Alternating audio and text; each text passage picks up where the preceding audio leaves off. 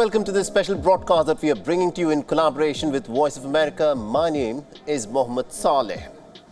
Now, China is expanding its nuclear weapons capacity, and this leaves the American officials with a serious cause of concern on how to respond to a new era in which there'll be three major nuclear powers. The Voice of America's senior diplomatic correspondent Cindy Sain gets you the story from the State Department. China and Russia have made no secret of their extensive nuclear cooperation, joining together via video link in May of 2021 to celebrate the construction of new nuclear power units at two nuclear plants in China, both of which use Russian technology. While China's arsenal of nuclear warheads is still small compared to the U.S. and Russia, it is growing fast. G7 foreign ministers expressed concern about the scope and pace of China's nuclear expansion at a meeting in Japan this week. And senior U.S. Defense Department officials have testified before Congress that a new breeder reactor in China is for plutonium, and that plutonium is for weapons.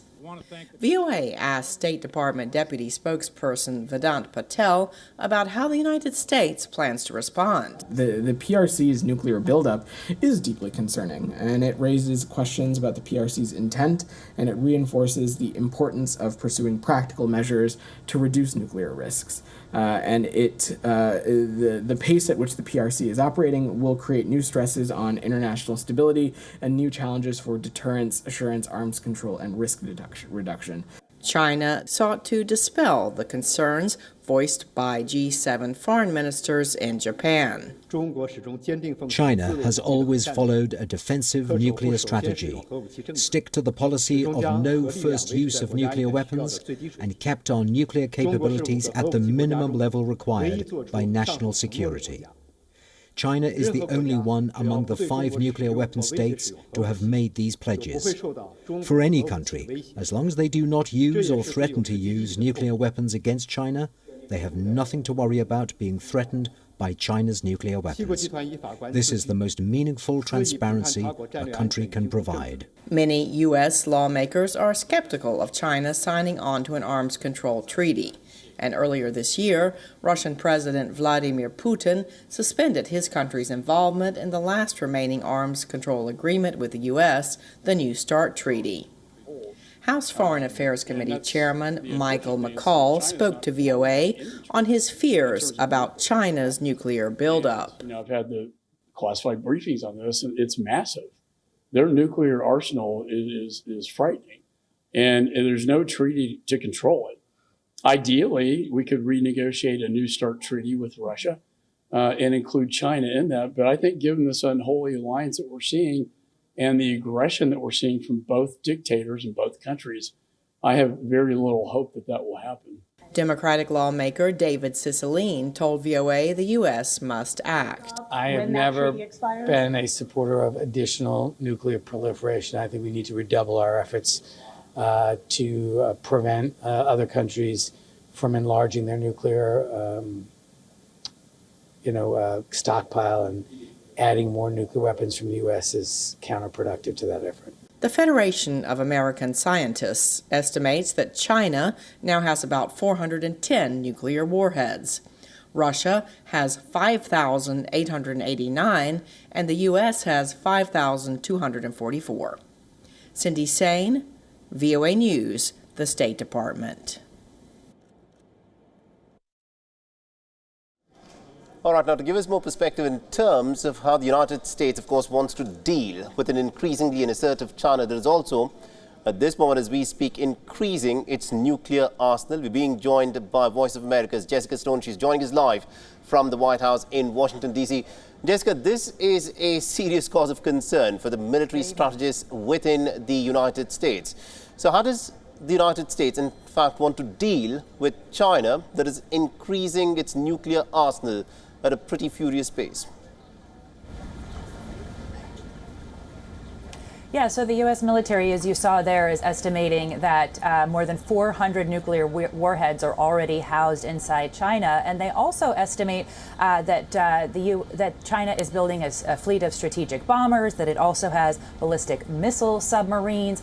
So what you see here is an increase in the nuclear capability in the region and the nuclear presence in the region. And American military analysts also say that China's military posture appears to have changed from more of a defensive, self-protective posture to an offensive posture. And we're seeing both China and Russia position themselves, in fact, to be able to release and deploy nuclear weapons on a theater-wide basis. We saw that, for example, in Russia.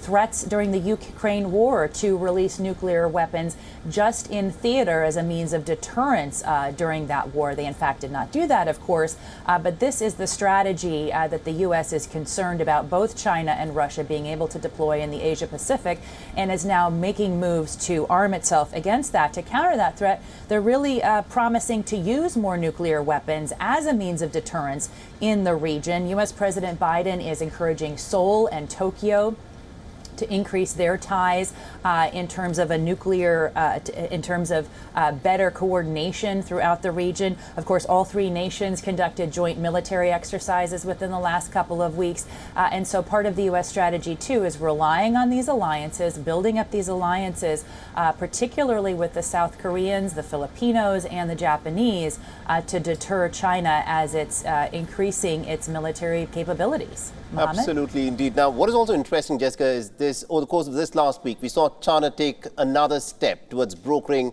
a potential peace deal between Russia and Ukraine. How is that playing out at Washington, D.C.? Yeah, you know, it's an important question, of course, because we've seen the Chinese successfully negotiate with the Saudis on this matter. They are emboldened in terms of their diplomacy now to try to resolve the Ukraine-Russia conflict. On Wednesday, China's leader Xi Jinping and Ukrainian leader Volodymyr Zelensky did have that phone call, and Zelensky said, look, I'm encouraged to have had this. It was a long and, quote, meaningful conversation, he said. And he announced shortly thereafter that he would appoint a new ambassador to China. China, in return, has characterized the relationship with Ukraine as a, quote, strategic relationship that appears to be an elevation of the diplomacy between the two countries. And so far, you know, Washington is welcoming the peace effort, but with a heavy-duty skepticism because, of course, China's peace proposal does not acknowledge that Russia invaded sovereign territory when this war began last February. Mohammed? Absolutely, indeed, because that, of course, remains the crux of the issue. Although China has said that it's got a peace plan for the Russian invasion into Ukraine, how will, of course, all of this play out is something that we will have to watch very closely indeed. Jessica, do continue to stay on with this because I want you to weigh in on another important issue. But as we speak at this moment, what we're looking at is China that appears to be taking on a more assertive role. It is increasing its military clout, but at the same time, it is not sitting back, but is making forays in trying to establish more diplomatic breakthroughs. It did this in the case of Saudi Arabia and Iran, and it's also now trying to do it in the case of Russia and Ukraine. Now, in a joint meeting of the U.S. Congress on Thursday, the South Korean President Yoon Suk-yeol told the American lawmakers that the 70-year-long alliance between the two nations was stronger than ever. Now, earlier in the week, Yoon and the American President Joe Biden agreed to strengthen nuclear cooperation in the face of the increasing regional tensions. And Voice of America's congressional correspondent Catherine Gibson gets you the story.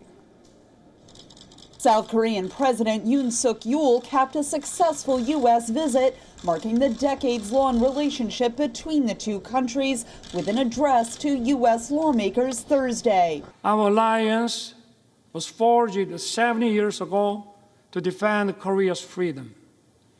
The alliance has now become a global alliance that safeguards freedom and peace around the world. Yoon and U.S. President Joe Biden announced the Washington Declaration on Wednesday, agreeing to strengthen nuclear cooperation between the two countries. The South Korean leader telling Congress the agreement should be just the first step. We need to speed up Korea, U.S., Japan trilateral security cooperation to counter increasing North Korean nuclear threat. A Chinese foreign ministry spokesperson criticized the arrangement Thursday. What the U.S. has done smacks of Cold War mentality and provokes bloc confrontation. It undermines the NPT system and other countries' strategic interests, heightens tensions on the peninsula, and undermines regional peace. But Yoon told U.S. lawmakers South Korea seeks peace on the peninsula. There is one regime determined to pursue a wrong path. That is North Korea. The difference is stark between Seoul, that chose freedom and democracy, and Pyongyang, that chose dictatorship and communism. During his 3-day visit to Washington, Yoon emphasized the U.S. South Korea relationship goes beyond mutual defense. Recognizing the contributions of Americans who served in the Korean War, Korea will never forget the great American heroes who fought with us to defend freedom. and the cultural bonds that have bound the countries for centuries, while looking ahead to the future. Korea and the U.S. are the world's top technological powers, leading innovation and creativity. Together, we will create a great synergy. Under the Washington Declaration, Seoul will maintain its non-nuclear status and will be involved in discussions about U.S. weapons deployment. Catherine Gibson, VOA News, Washington. And Voice of America's Jessica Stone is still with us for more analysis on this. Now, Jessica, what are the implications of the Washington Declaration for the Asia-Pacific region? Well, yeah, it's a great question. You know, I think the first thing we can say without a doubt that is going to be happening in the Asia Pacific is that there's going to be a greater presence of nuclear capable vessels, whether it's the submarine that the U.S. has sent to Seoul for the first time in 40 years, or it's the Australians with nuclear powered submarines. They're not supposed to be nuclear armed submarines, but that under the AUKUS deal will allow them to go further into the Indo-Pacific, be able to better patrol the Pacific Ocean and all of its enormity. And we're going to see a signal really by the U.S. government, hey, Beijing, we have more nuclear capable assets in the region, and South Korea, we have got your back when it comes to North Korean threats, because as we know, the North Korean missiles can not only reach South Korea in the event of a U.S. retaliation against a North Korean nuclear attack or a nuclear threat, nuclear weapons can be deployed against the United States on behalf of Pyongyang. U.S. military officials are being very consistent, though, as is President Joe Biden, in saying we are not going to have a permanent basing of nuclear assets in South Korea. And all of this really to keep South Korea from acquiring its own nuclear weapons. That was, of course, the warning from President Yoon in January, which garnered a lot of uproar here in Washington. Very concerned because that would be a violation of the Nuclear Non-Proliferation Treaty. It would affect the alliance. It would affect exports for South Korea. And it has a lot of public support. More than 70% of South Koreans support South Korea acquiring nuclear weapons. At the same time, Yoon has a delicate balance here because his own approval ratings are in the 30% range. And so in order to keep the public happy, he also needs to convey and has conveyed over the course of this week that this Washington Declaration is Washington's guarantee of a nuclear umbrella and sole consultation in the course of all of that. Absolutely, indeed. And now to address the other important aspect of what this, of course, means is how China has reacted to the deepening relationship between Washington and Seoul, and also the latest announcement that's been made by the Americans.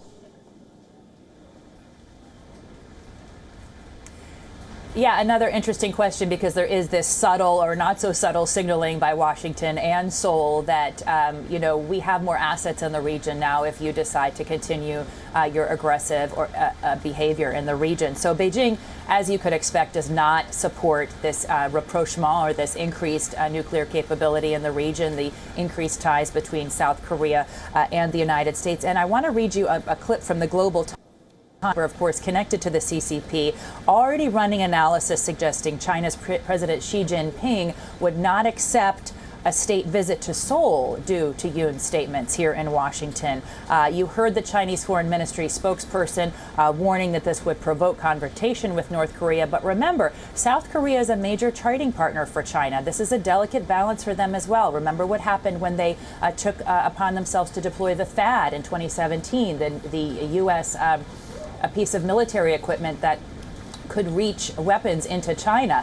There were some economic repercussions for South Korea at that time. So this is the Chinese reaction, a not so subtle warning that there would not only be economic impacts of this decision, but also potentially diplomatic ones as well. Mohammed. Absolutely, indeed. Thank you very much indeed, Jessica Stone, for joining us and getting us all those updates from the White House in Washington, D.C. You bet. And with that, it's also a wrap on this edition of the News Bulletin. Stay tuned to WION.